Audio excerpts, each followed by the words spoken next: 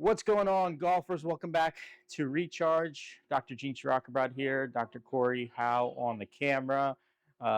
He'll be back in, don't you worry. What we want to talk about today is shoulder pain, more specifically rotator cuff injuries and pain, and how you can actually play with rotator cuff pathology, that we call it.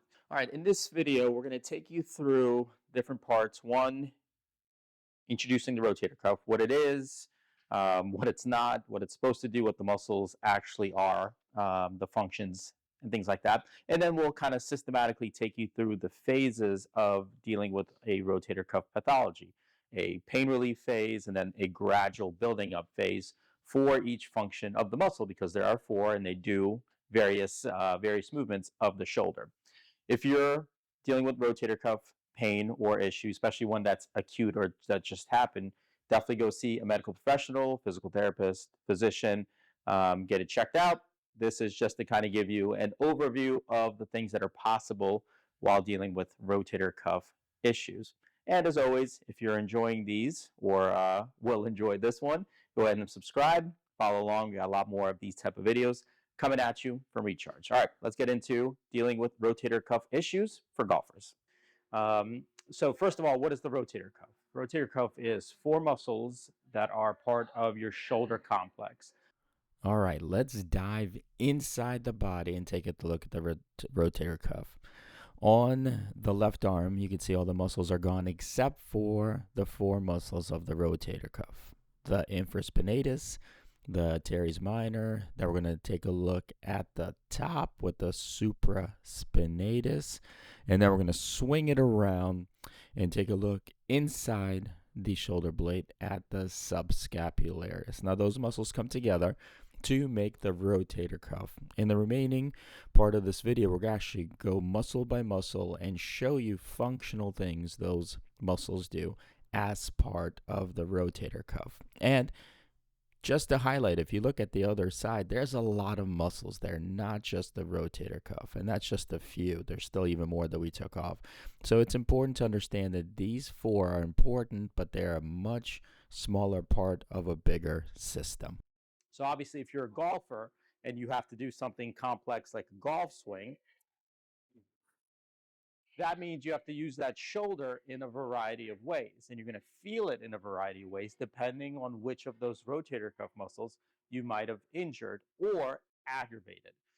So a lot of times when golfers come to us very scared because they had some shoulder pain, maybe went to see their physician, got an MRI, lo and behold, shows a rotator cuff tear. So what does that mean for you as a golfer? Does that mean you throw your clubs away and no more golf for you? Most likely not. I mean, if you're going to throw your clubs for any reason, it's going to be golf related reasons, not shoulder pain related reasons. So, what we often do with golfers, really anybody that comes into us with that fear because of they've been diagnosed with a rotator cuff tear, is one, dispel and educate on what that means. Number one is, what kind of tear is it? There's three grades of tears: grade one, grade two, grade three. Grade one tear is a minor strain. Grade two tear is a partial kind of half tear, and grade three is a full tear. If you have a full tear, that's usually surgical intervention, meaning the entire muscle is torn or 75% or more, and you can't really function as well. Not always, but oftentimes that's surgical repair. But anything grade one and even sometimes grade two, you can rehab and play at the same time. Even grade one, you can do some exercises and play as well. Now, always, best case, we certainly recommend seeing a professional clinician, seeing a physical therapist or your physician that you trust, and having a plan in place. But the biggest thing we want you to take away is we'll show you some exercises you can do to kind of see what's going on with a rotator cuff and kind of build up and use some of these exercises. But two is not to be afraid if you get this diagnosis that your golf career is over or even season is over. That's usually not the case. Oftentimes you can keep playing golf while working on that rotator cuff muscles. That's what we're going to show you today, moving forward. So let's go over some exercises for the rotator cuff. So, what do you do when your shoulder hurts and you're at the golf course or at home and you don't want to give up golfing, but you need a little bit of pain relief? So, you're in that acute phase of your shoulder flare up. A couple things that you can do. Some soft tissue work can really be beneficial in kind of pain relief and that analgesic effect. Simple thing that we all would have is a golf ball. You can put that golf ball into some of the soft tissue areas around the muscle or around the shoulder. You'll feel some pressure into a lot of places. The key with that is don't press onto the bone. You want to find the squishy parts of the muscle and just kind of move your shoulder around with a little pressure onto those different muscles that we talked about earlier. It should feel like a hurt so good type of scenario. I don't want it to cause a bunch of pain, but it should feel like, oh yeah, that's the spot. Let me kind of work in that a little bit. So that's an easy option. We all have a tennis ball that we can, or a golf ball that we can find a spot on our shoulder that way.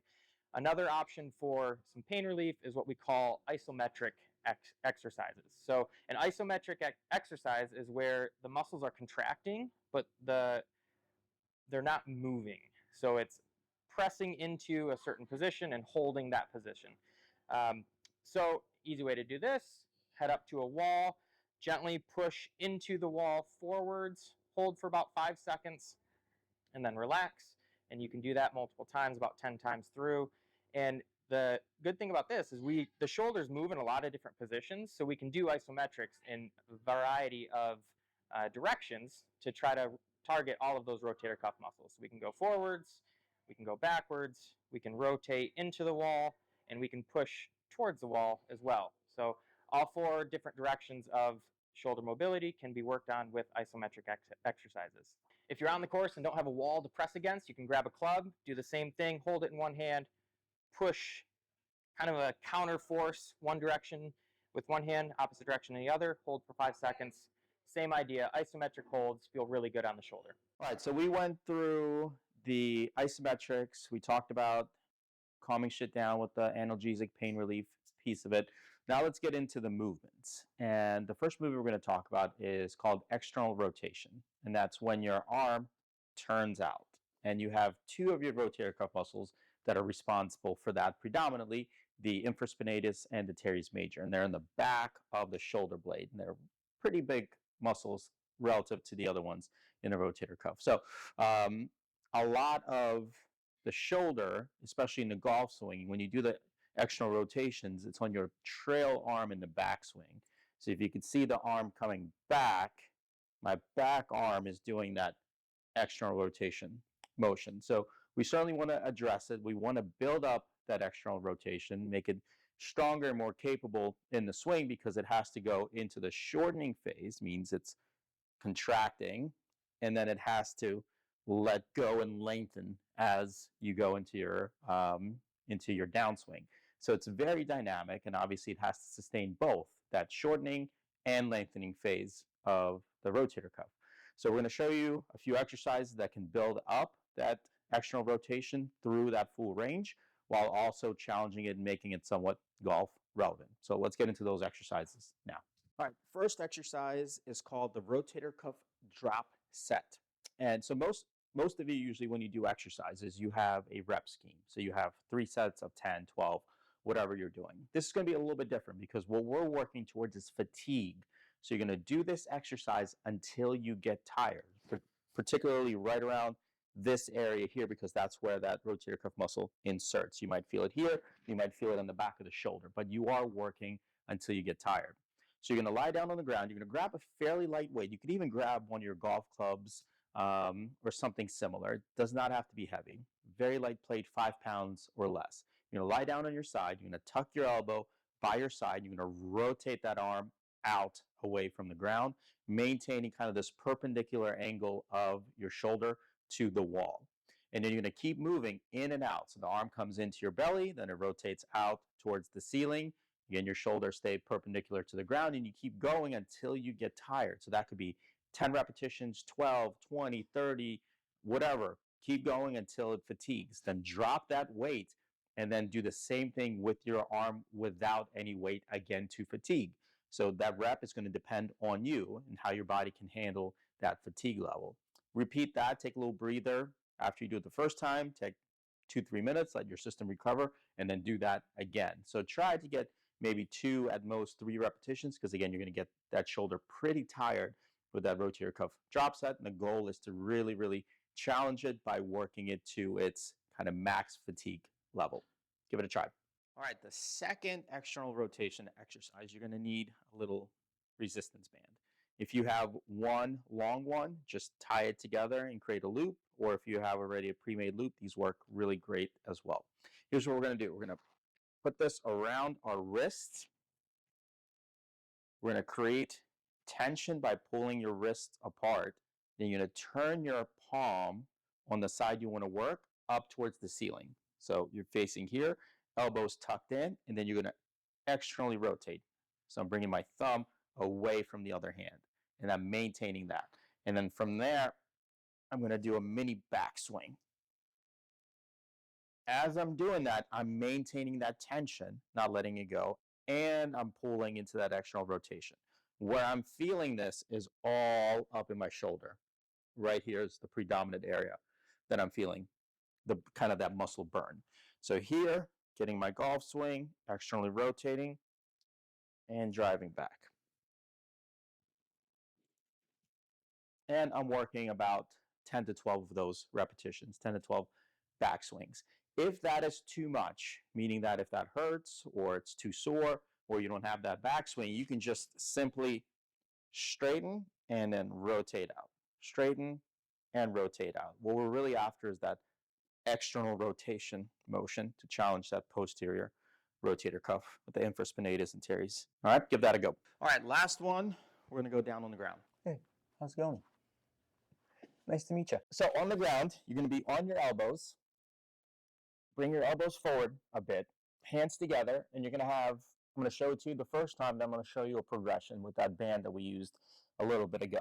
So from here, we're going to drop our shoulders down and bring our chest down towards the ground. Our thumbs are pointed away from each other, and then we're bringing our fists away. So bringing our hands away. Using the elbows as kind of the pivot point here. Everything else is pretty quiet. So I'm already feeling my right shoulder. I'm already feeling that burn just from doing it this way because it's very, very isolating and specific to that muscle group.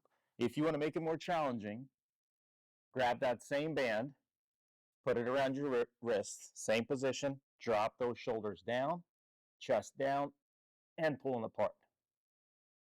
As you can tell, there's very little motion from that, right? You're not going to get a huge range of motion because we're very specific to that external rotation movement of the shoulder.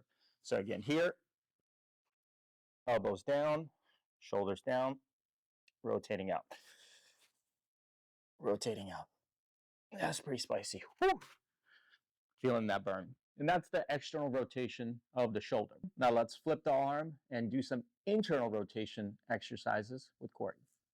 So Gene talked about a lot of the external rotation that occurs with the shoulder and some exercises to help with that.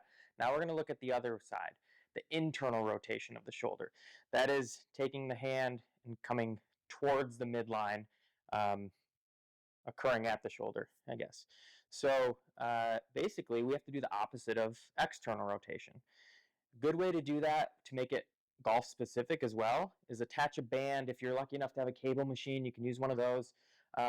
Attach a band up into a little bit higher than your shoulder and get into what we would call like a 5-iron posture, 7-iron posture, something hinging forward a little bit, like you're holding a golf club.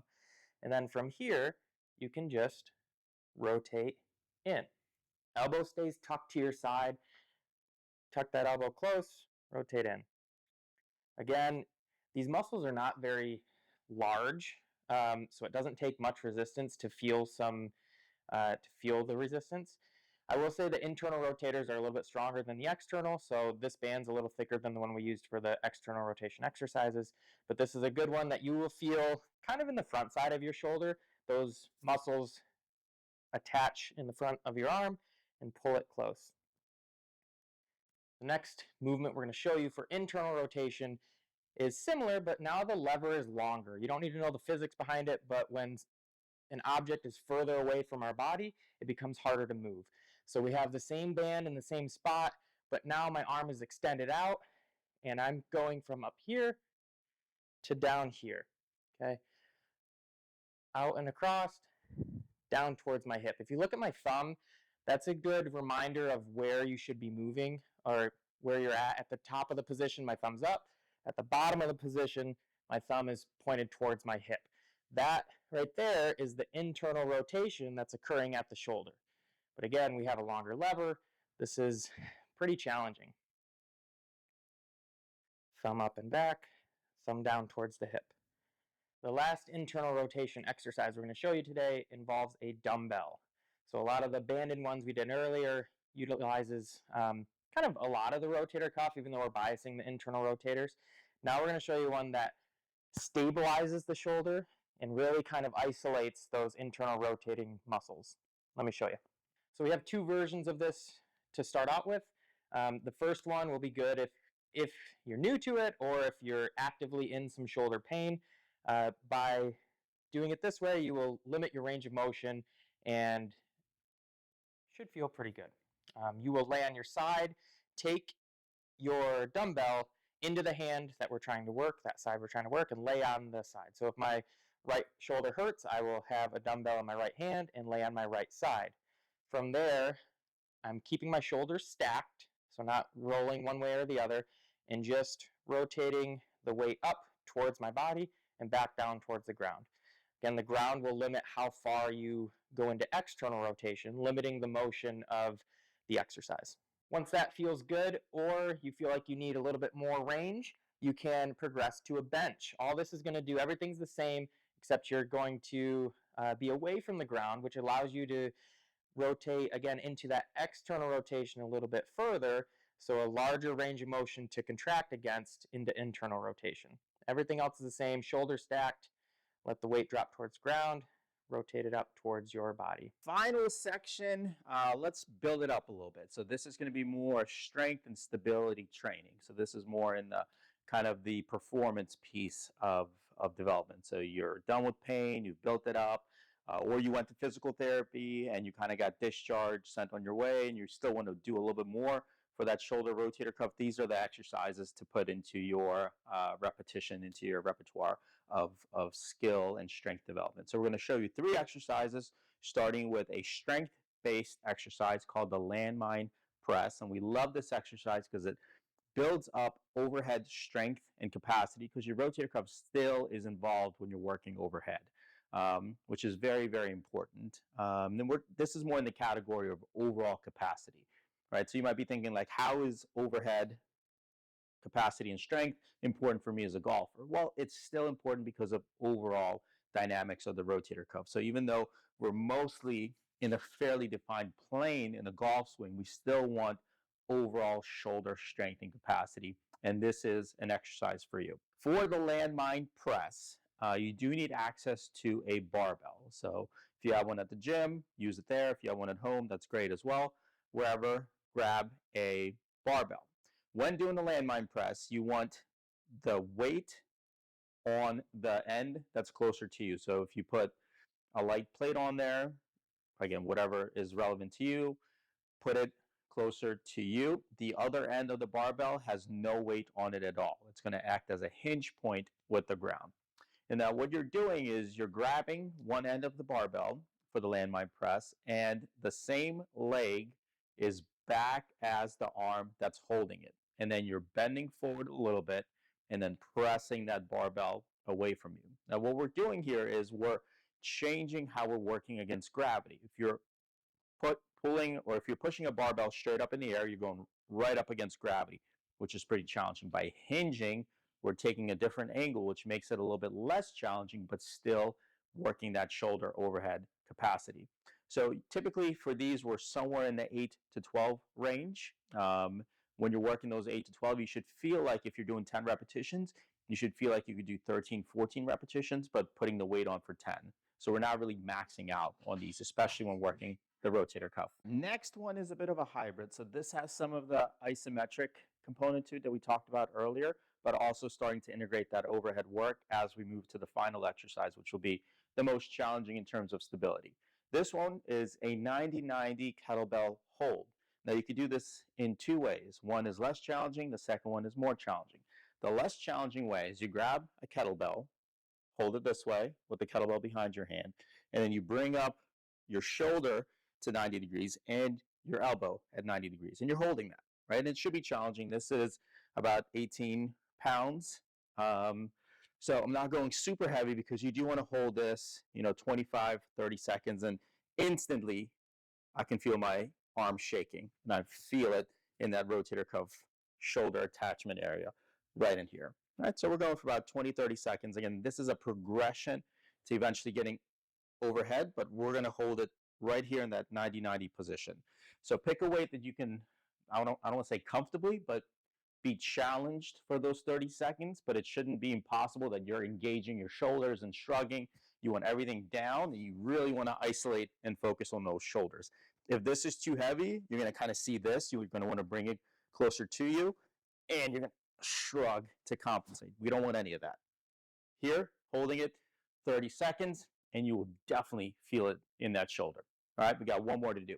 The progression, or just a little bit more challenging version of this, is called an upside down kettlebell 90-90 hold, where you flip the kettlebell this way, and it's going up towards the ceiling, and you're holding that for 30 seconds. Okay, so instead of being here, you're flipping it and facing it up and holding it. Now that's pretty tough. I'm shaking all over holding that. I mean, it's very impressive on my part to even talk to you while holding this. I mean, you have no idea how impressive this is, but it's you will feel it instantly. I felt it right away, and it's great to kind of have that bridge between pain and performance to build up that overhead capacity. All right, one more exercise to do, the most challenging stability one. Let's get into it.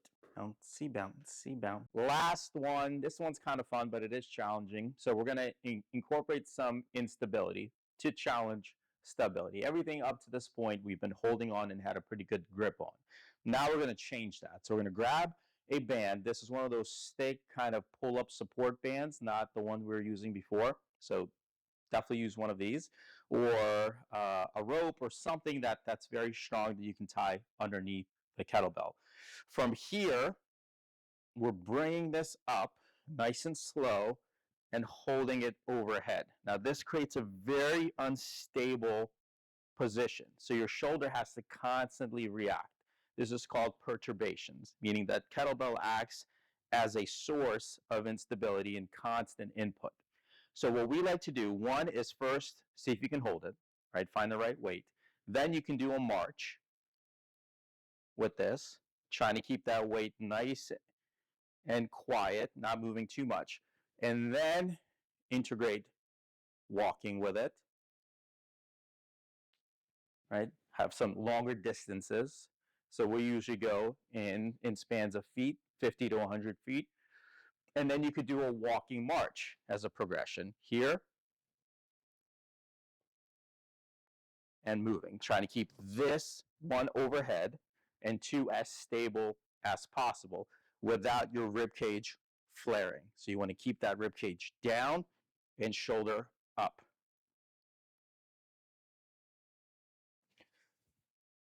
That one is tough. It gets tough pretty quickly. It's tough to hold it. It's tough to move with it. It's tough not to let that kettlebell constantly hit you. If it is, then you're wobbling a little too much. Go a little bit less in weight, or bring it down to a 90-90 position and march instead of overhead. So that's a bit of a regression. All right, those are the overhead movements, a little bit of a progression of the rotator cuff. All right, that's it. That's the rotator cuff. That's a fairly in-depth kind of progression of dealing with rotator cuff pathology, from dealing with the pain and analgesic phase of kind of calming shit down to building up into the performance with a lot of overhead and instability work to challenge the stability of the shoulder. So you have a nice spectrum. If you like that, go ahead, like, subscribe, leave us a comment. What else do you want us to kind of break down more in depth for golfers, especially if you're dealing with aches and pains? Low back pain is very common. We have a video on that. We have a bunch of low back videos. And if you're interested in working with us and seeing our programming, you can head over to rechargexfit.com/courses, and you'll see various golf-specific performance programs from us that you can do at any time to build up your body so that you can hit it further and three-putt sooner. That's it from Recharge. We'll catch you again on the next video. Make sure to subscribe, and got a new one coming at you pretty soon.